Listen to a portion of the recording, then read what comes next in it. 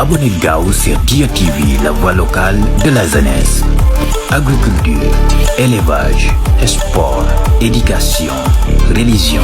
santé, people, sport, politique, justice, économie, environnement, transport. Toute l'actualité sur Dia TV. dal leen ak jàmm ñu dikk rek tënkal leen li ci gën a fës yéenekaay yi ñu xëyandoo tombeek alxames fanweeri fan ci weeru avril atum 2026 la ca gën a fës Soleil yéenekaay lañ koy dooree mu ñëw ci conseil des ministres nit yi démb moom njiit réew mi jël ay dogal nag daal di soññ bu baax a baax gouvernement bi pour ñu taxaw génn appuyer ay concertation ngir dialogue bi nga xamante ne ci la ñu jëm le 28 mai te li ci des bareetul Vox Populi daal di tey ñëw ne maître Bamba Cissé moom boycotté nañ ko par les principales forces de l'opposition moom après FDR la nouvelle responsabilité moom itamit daal di nay xotti invitation du ministre de l'intérieur moom Amadou Ba mu ngay xamle rek ne il y a pas de rupture unilatérale du consensus depuis 1992 ku ne ci ay modalités de convocation de la rencontre yi nga xamante ne daal conforme wul ak les points inscrits à l'ordre du jour sont pas précis moom na Amadou Ba daal di xamle moo tax boobule rencontre boo moytuwul ñu bari ci l'opposition bi danañ ko gantal moom njiitu réew mi nag mu ngay soñu bu baax pour ñu génn exiger li nga xamante ne mooy concertation pour ñëpp mën caa teew yor yéeni kaay conseil des ministres moom Sonko moom mu ngay exiger rigueur et respect des engagements pour la stabilité sociale moom Ousmane Sonko ne pacte signé par les organisations patronales et syndicales ñu daal di tey taxaw pour délai ñu gën ko respecter ca conseil des ministres boobu la ñu jëm moom monsieur Modou Bassirou Ndaw secrétaire d'administration matricule de solde numéro 26101 Z nekkoon sous-préfet de l'arrondissement de Dioula-Colon département de Kolda moo remplacé monsieur Bassirou Dia nekkoon sous-préfet de l'arrondissement de Ngothie bi nga xamante ne dañ ko admis mu dem noppaleku pension de retraite ñu ngi koy ñaanal noppaleku ak jàmm surtout quotidien la ñu jëm ñëw ci réforme électorale ne le consensus politique toujours introuvable moom acteur ya moom ba léegi mel ne ni loi ba voté nañ ko waaye ba léegi consensus amul ñeneen ñu ngay indi ay stratégie pour ñu daal di koy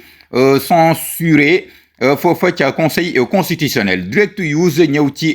le journaliste Mame Less Camara 3 ans déjà ñu koy rendre hommage gannaaw taxawaay bu mucc ayib bi nga xamante ne mu ngi ko doon taxaw ci métier wu journaliste moom Direct News nag taxaw na ci lu yaatu tey daal di koy rendre hommage éveil ñëw ci autoroute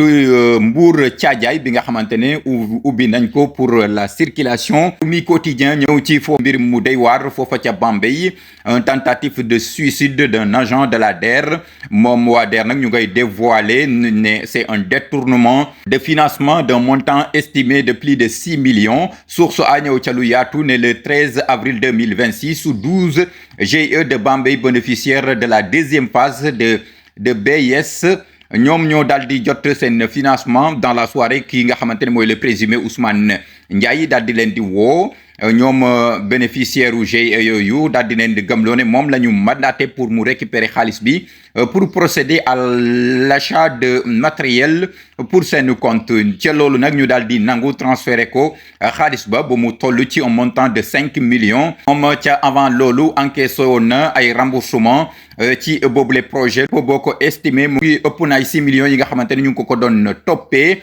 mu mel ni nag ci kanamu yoon la waroon dem ba tax nag mu jël dogal nit yi démb daal di takk am buum pour daanu ci biir teen waaye dafa mel ni mun nañ ko sauver ci boobule tentative de suicide source a ñëw ci mbirum Pape Malick Ndour mu xamle rek ne Pape Malick Ndour menace le pouvoir ndax mu ngay xamle rek ne vrai combat vient de commencer moom Pape Malick Ndour mu ngay xamle rek ne maa ngay dem rëbës ci jàmm ak salaam waaye ci mbégte te ragaluma benn yoon ndax accusation yi nga xamante ne ñu ngi koy teg sama ndodd amul yenn yi nga xamante ne am na ci te bu ñu jàppee ne tëj nañu Pape Malick Ndour il y a des milliers de Pape Malick Ndour yi nga xamante ne ñu ngi ci biti te dañuy continuer li nga xamante ne mooy le combat de l'injustice